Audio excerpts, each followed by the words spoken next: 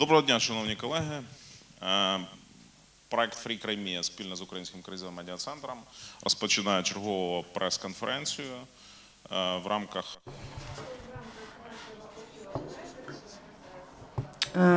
We'll be discussing the situation in occupied Crimea, and today's conference is dedicated to environmental situation in the occupied Crimea and Sevastopol. We invited Oleg Dudkin, who's the executive director of the Ukrainian Society for Birds Protection. We invited the representatives of the Ministry of Ecology and Natural Resources and Alexei Vasylyuk, but they decided probably to work for the state, and our press conference is Crimea and the occupation, ecological zone of alienation. Could you please give us our infographics that is about the environmental situation on the territory of Crimea? You know that Ukrainian Crimea has always been one of the pearls in Europe, talking about nature, unique climate, which just on the peninsula combines both continental and subtropical climate, and that unique climate has been created thanks to the relief of the peninsula, which combines the steppe zone, especially in the northern and southern parts of Crimea. It has a long coastline, unique muds, which are medical near Feodosia, near Saki, and it has a unique mountainous climate, very unique even for Europe. As to natural opportunities, Oleg will tell us about what's there on the territory of peninsula. There are four regions where there are natural parks. The natural park Cherivna Gavань to the south, Livadiyski, Miskorsky, Masandrovsky parks, then Kazantip Natural Preserve near Lenin settlement. As to other natural specific features, the main problem of Crimea is related to its climate, the lack of natural resources for potable water. Until now, Crimea depends 90% on the water which is supplied via Northern Crimean Canal, which was built in times of the USSR when Crimean region has become part of Ukrainian SSR. Unfortunately, we get a lot of information. Russians officially do not disseminate that information, but from our people in Crimea, we get a lot of information that today, talking about water supply, and there's a barbarian exploitation of the sources. Neither in Tsar's times nor in Soviet times there were no needs to drill wells for getting potable water, understanding that the ecology is unique, forests are unique, and they are dependent on the underground waters. Now there's uncontrolled production of potable water, they're drilling wells. That is the beginning of the environmental disaster.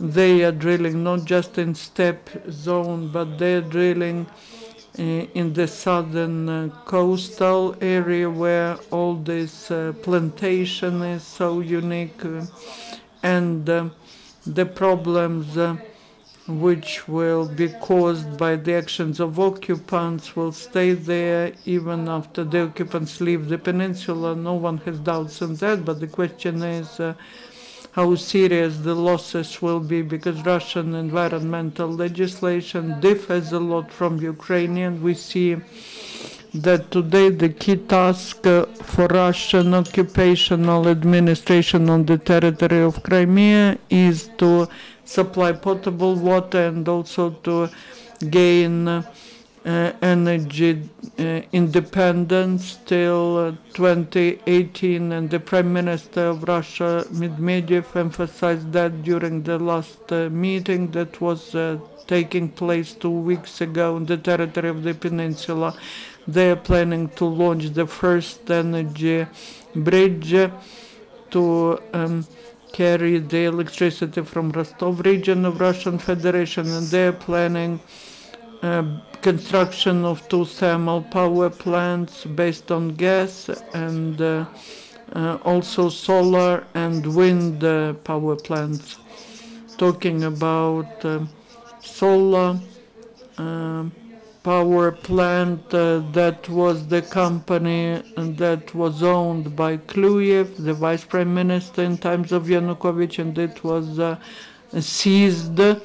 Basically, this company was built with big investments being contributed from the state budget of Ukraine, and also 2 more thermal power plants will affect so much the peninsula. Now they are discussing the restoration of the building of Crimean nuclear power plant, which was frozen in times of the Soviet Union, and that power plant, Shulkinskaya nuclear power plant, which is in the north near Kazantip Natural Preserve. The construction was stopped thanks to the efforts of many members of parliament of the USSR. The former academician, the late academician Sakharov, because they emphasized that that is a huge risk. You remember the construction started a few years before the construction of Chernobyl power plant, and the tragedy that took place in Chernobyl in strange ways saved the peninsula from building the nuclear power plant in Crimea. Now I would like to give the floor to professionals in part of environmental topics. You're welcome. Good morning, everybody. I will speak Russian. It's on the one hand because those will be more quickly. On the other hand, we are speaking now about Crimea, which is up to 60% Russian-speaking territory. Thank you, Taras, for introduction. For me, it was very interesting. I just would like to add that the Crimean Peninsula, from the environmental protection points of view, it's not one of the most unique territories in Europe. It is one of the most unique territories in the world. I can make this ambitious statement because in the past I visited almost the entire world, entire countries, territories of the world as member of the Bird International Organization, and there I found that Crimea is really a unique environmental territory. When we speak about the environmental value of Crimea, we should say that that almost all climate areas are represented more or less in Crimea, except Pseudo-taiga territories, Pseudo-Siberian territories. Crimea is of course very rich in natural resources, but it is interesting from the recreational point of view. is an organization devoted to protection of wild birds. We devoted more attention to the steppe zone of Crimea around Tarhankut Cape and Kerch Capes. From late 1990s, we implemented more than 50 environmental protection projects, which were sponsored and supported by a huge variety of international conventional funds, by physical persons and even businesses. Thus, we had just 7 projects financed by Coca-Cola company, and it's not in advertising, and that's true, and this allowed us to restore precious sources of potable water in Tarhankut Cape and Kerch, around Kerch Cape, and implementing these projects, we realized that artesian portable water comes from the geological strata, which should not be drilled out, which should be better remained untouched because of geological specificities. And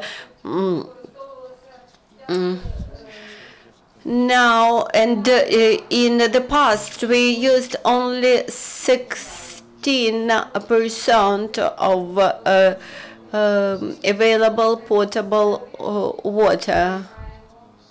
And we have been observing changes in this approach to potable water since mid-2040s.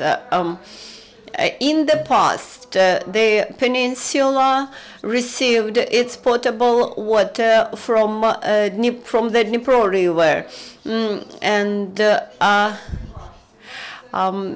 due to this process, the Dnipro waters considerably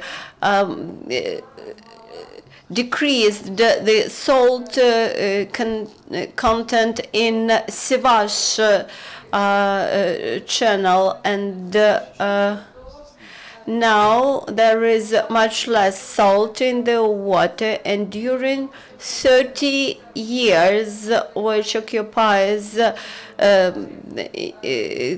this territory, which occupies 1 million hectares, the habitats of birds have changed, and those birds, they are extremely rich. Those habitats of birds were more variable and more diverse when the water was more salt, and the major colonies of birds which existed 30 years ago, they changed their habitats. They simply disappeared from this area. Since the birds are very movable, you cannot destroy them. They simply change their location, the areas of location, and they migrated to the northern areas, to Odessa. I'm speaking about cranes, and to Zaporizhia, to Odessa, and this increased the load on marsh areas in Zaporizhia, Odessa Oblast. So this was the problem with the fresh water coming from the Dnipro River. Now, when we are thinking about the use of fresh artesian and potable water, which we never touched because of the vulnerability of those sources. On the other hand, in Crimea, the amounts of fresh water are dropping down because of lesser precipitations, and especially the steppe environmental communities and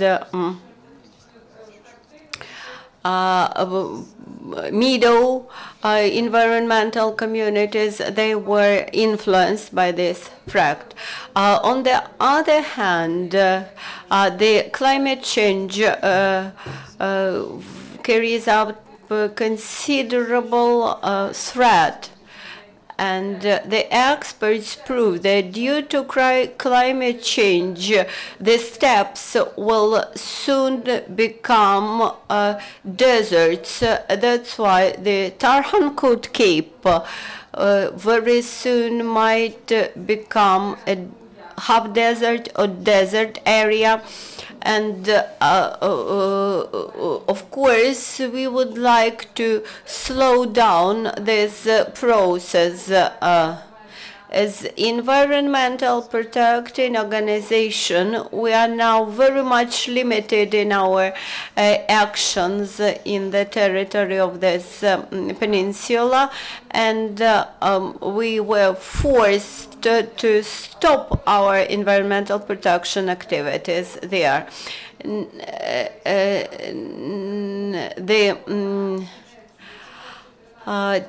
Territories under environmental protection of Ukraine, I mean all sorts of natural preserves, amounted to almost 200,000 hectares, and there was 197 preserves. Now the natural preserve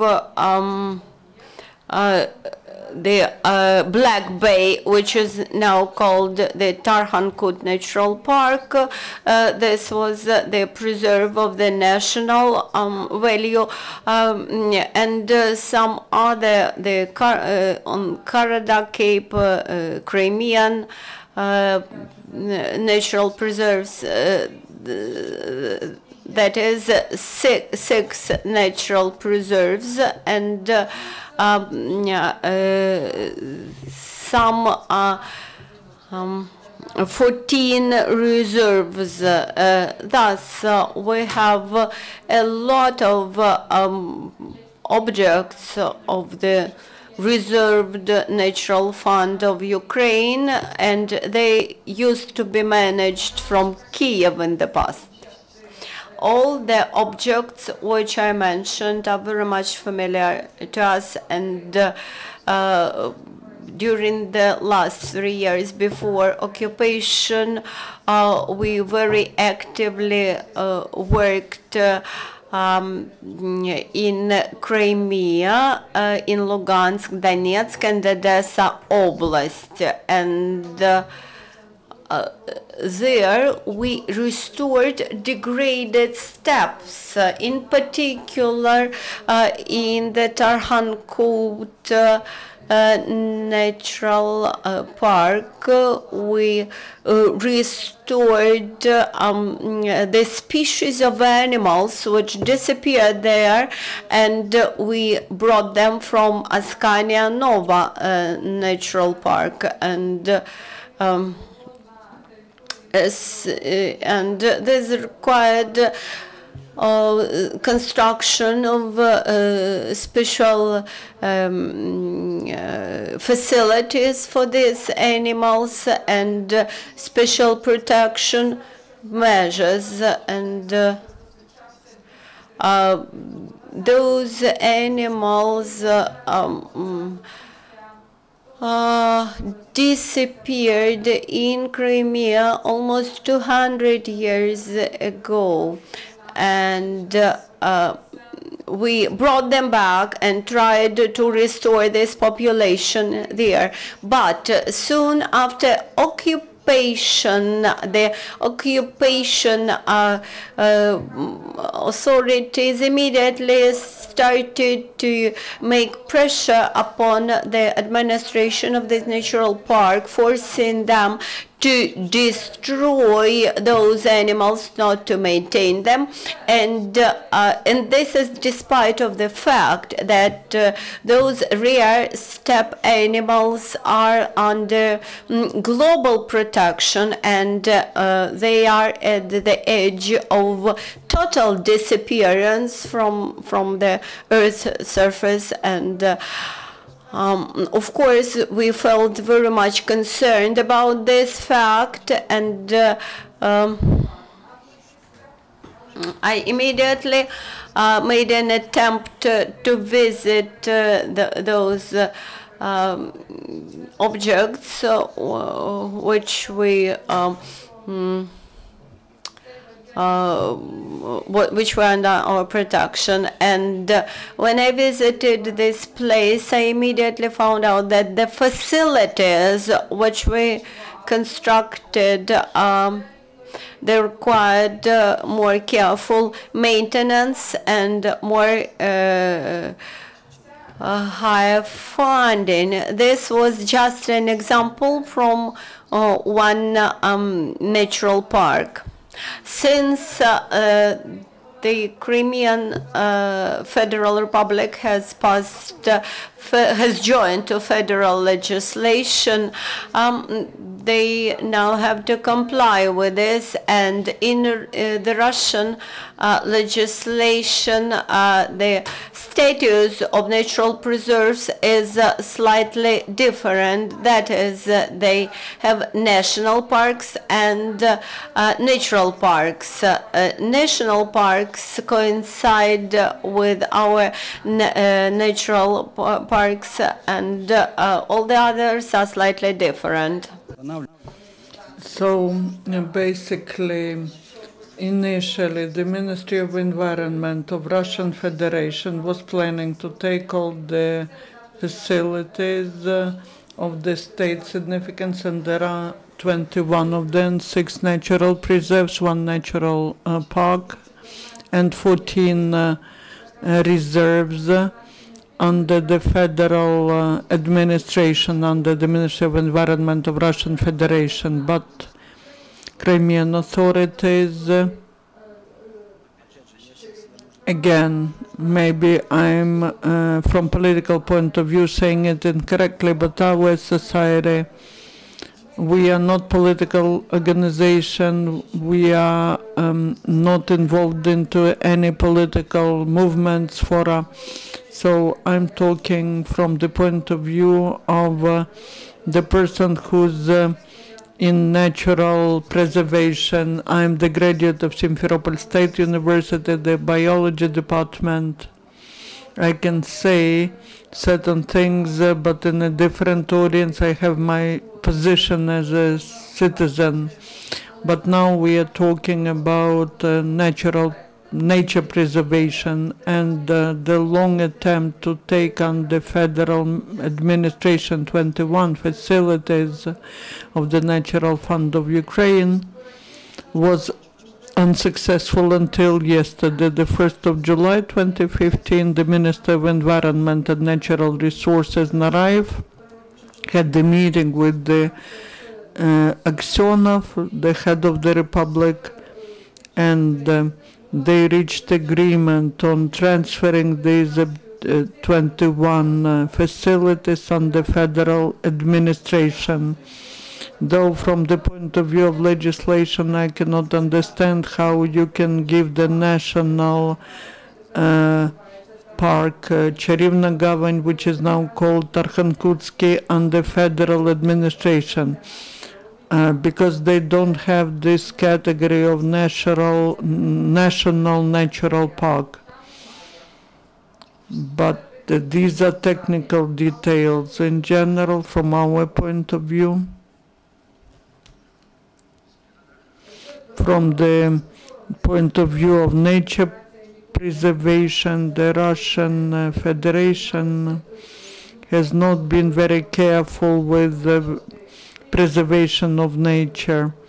There are many organizations which are registered in that country that are trying to preserve the nature. On the other hand, they are persecuting environmental activists. They are persecuting them if their point of view does not correspond to the point of view of the official government. Based on that, we can make a preliminary conclusion that when the facilities of Nature Preservation Fund are transferred to the federal administration, the environmental situation on the territory of these facilities will not improve. Another examples, we have the Red Book of Ukraine for animals and plants, and in Crimea there's a own Red Book. On the May meeting of the Committee on Red Book, it was suggested that the Committee of Forestry, they suggested to exclude from the list of the Red Book a bird which migrates via Crimea.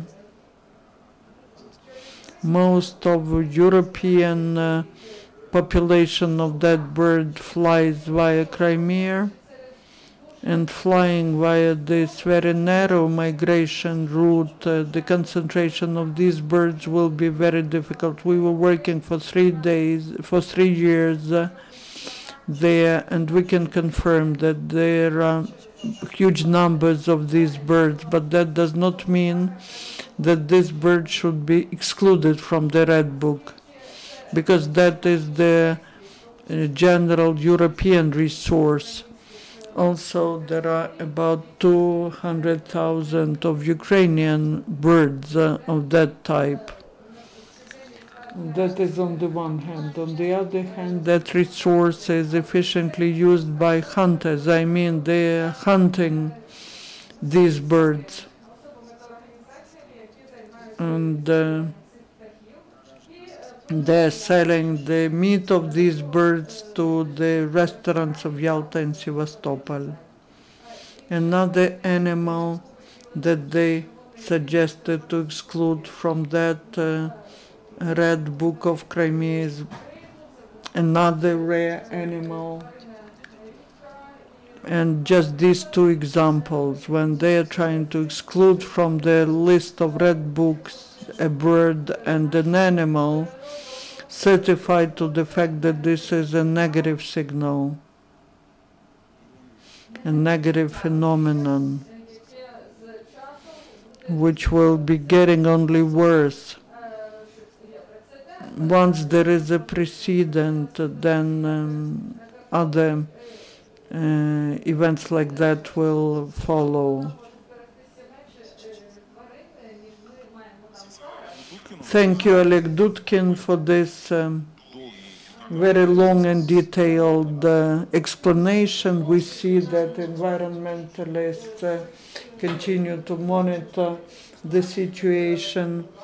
Most of your colleagues, they cannot do that physically, and then we met in this studio with the representatives of religious organizations, with those who are in humanities, and it is difficult to hear that the representatives of such a non-political profession as environmentalists, the profession which is not connected to human beings even, but your profession even is facing such serious obstacles, and that is another evidence that in Crimea today There's not a single sphere left where occupational authorities would not be interfering. Now I would like to give the floor to the expert, Roman Ostapchuk, who was preparing these infographics. Roman, we did not mention about these figures to the left. Please comment. You yourself for a long time was a civil servant, and Roman was working in Artek pioneer camp. And once you worked in Artek, that means that you are from Crimea. Thank you for this opportunity. I remember the figures. I will start from saying that it is very difficult to get some open information about Crimea, about the environmental situation, social, humanitarian sphere in Crimea, because all the data is under the cover. We took all this data from open sources. Let's start from this figure 269. The main problem of Crimea is the problem of the waste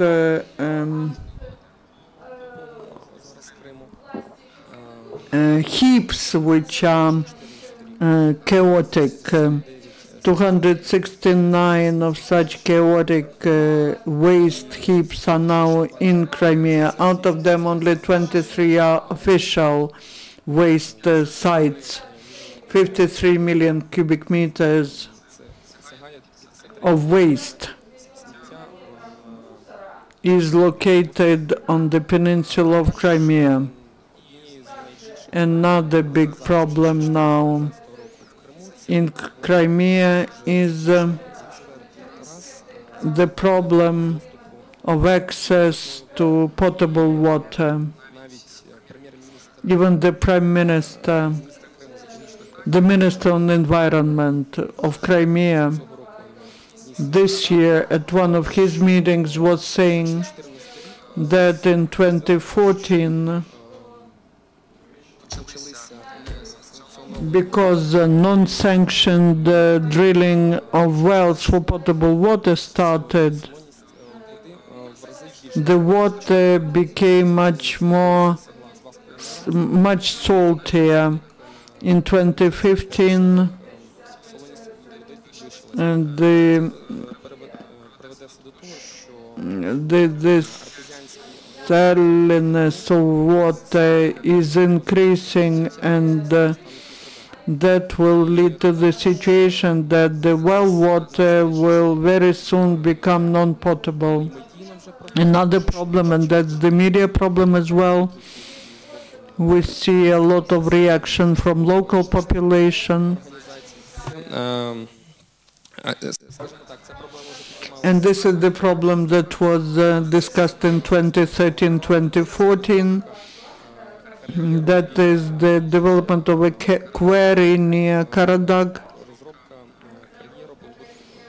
And that is the quarry for small stone production. We know that Karadag is a preserved territory in Crimean Peninsula. Any works on producing natural, minerals are prohibited there. But we see that the local authorities are closing eyes to the development of this quarry.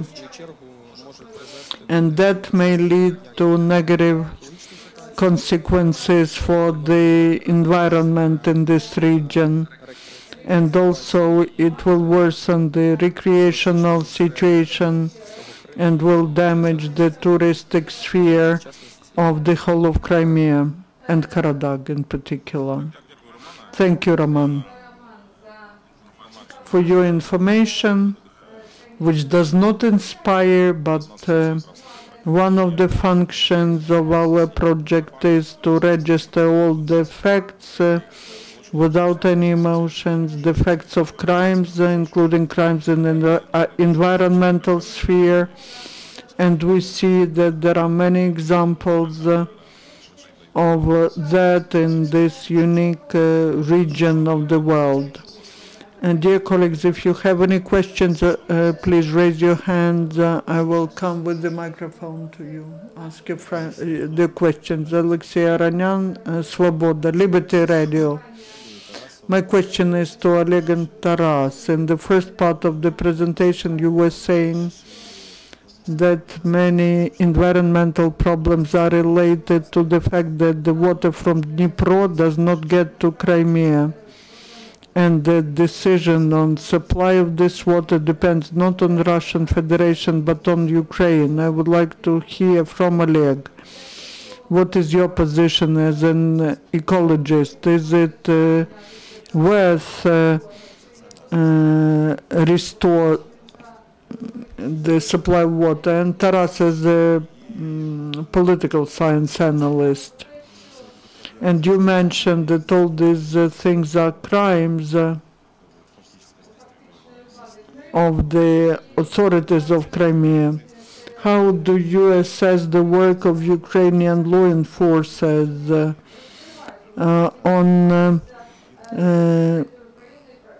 because these crimes are taking place on the territory of Ukraine?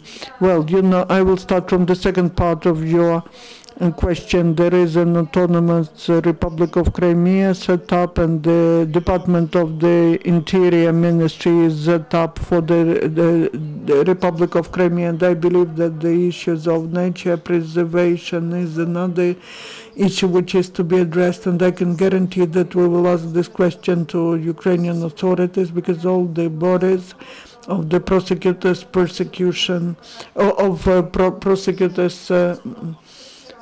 inspection are to be restored, because that does not fall under the Ministry of Interior. There should be some separate authorities set up. As to assessment, Ukraine is not doing anything to protect environmental situation because of one reason. It has no access to the territory of the occupied peninsula. Ukrainian government, we know that, has submitted 3 applications to international courts on getting reimbursement from Russian Federation for the losses caused by the occupation. Environmental risks are not there, and the amount has not been calculated, the amount of losses. We have provided our calculation. The general losses, which did not include environmental, is $200 billion, and the maximum could be $300 billion. We know that there is this also appeal from some private companies that submitted their appeals to the Stockholm court, but we know from the practice of the UK's company, their appeal was considered for 8 months, and the appeal of Georgia has not been resolved. It's still being under consideration for 7 years, and there's no ruling. It means that such appeals are to be submitted immediately, because they may last, consideration may last for 5, 7, 10 years. As to the first part of your question, political point of view, I believe that the idea of the blocking the peninsula and part of the potable water and the electricity has no content in it. We have communication with the citizens who live on the peninsula via different ways, via email, and directly we talk to them. I can tell you that there are many loyal to Ukraine citizens on the peninsula. Many, of course, all the Ukrainians, many Russians, Crimean Tatars, of course, lots of Greeks. We believe that about not less than 25% of the population are still loyal to Ukraine, 25%, that's minimum. And these are people who share and the point of view, they believe that whatever happens, but the main thing is that we are Russia, and the rest 25% or 50%, they're quite moderate. So as soon as the situation changes to the worse, and it starts changing to the worse, they start expressing their non-public dissatisfaction. From the point of view of Ukraine, I believe that the idea, and from an ideological point of view, it's bad idea to limit Crimean resources. It's more correct is to supply all these things, but at the world prices, let the Russian Federation suffer economic losses for occupation, but I believe that there should be no limitation of supply of water and electricity, because the north and the east of Crimea will turn into desert, and that's what Oleg mentioned, and I agree with that. More than that, the production, the growing of rice has been destroyed in Crimea, and the northern Crimea, mostly in the villages. Even I remember, if you go there, and that's Kerch Peninsula and Armyansky, Chervonoarmynsky districts. If you go there and if you buy food, everyone speaks either Ukrainian. Ukrainians who live in these villages, they will leave. Where they will leave? They will leave either to the Crimean cities or to the continental part of Ukraine. Basically, the Ukrainian population is eliminated thanks to that policy. Who do we harm? Do we harm the occupants? We mostly harm our own Ukrainian population. I like your question very much, and thank you very much for it.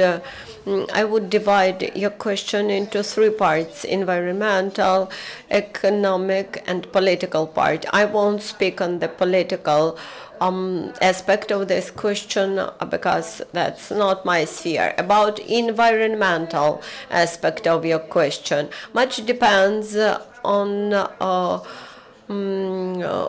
what we want to make in Crimea from environmental point of view. If our activities should be aimed at the restoration, reconstruction of the steppe areas of Crimea, we should limit the supplies of water via the South Dnipro Channel, because that's unnatural. If we speak about other objectives of our environmental activities, about the raising of fresh water supplies around Sivash channel, of course, we believe that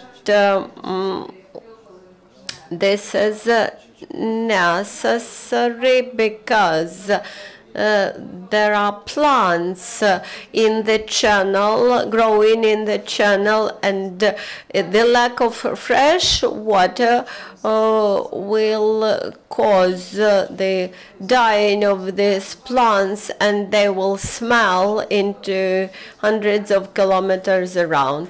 I disagree with you that a solution depends purely on Ukrainian government, and because recently I participated in the research conference in Crimea, environmental conference in Crimea. And during that conference, I met with one of the leaders of administration of the southern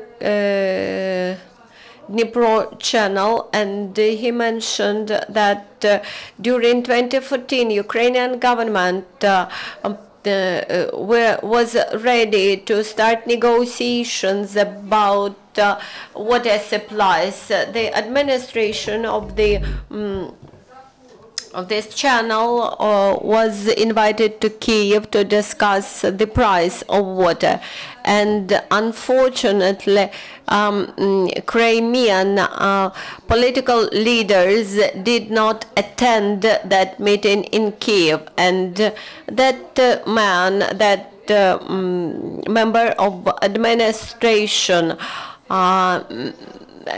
whose position was very much determined by the fact that he was thinking about real life, not about politics. He believed that water supplies should be continued. Of course, we believe that millions of cubic meters of fresh water, which we used to supply in the past, those supplies should continue to Crimea. Whether there are further questions, there are no questions. Thank you very much. That's why we would like to finish today's meeting. I would like to thank to our experts. I would like to thank to Oleg Dudkin and to Roman Ostapchuk. I would like to thank to the Ukrainian Crisis Media Center, and we'll meet next Thursday during our regular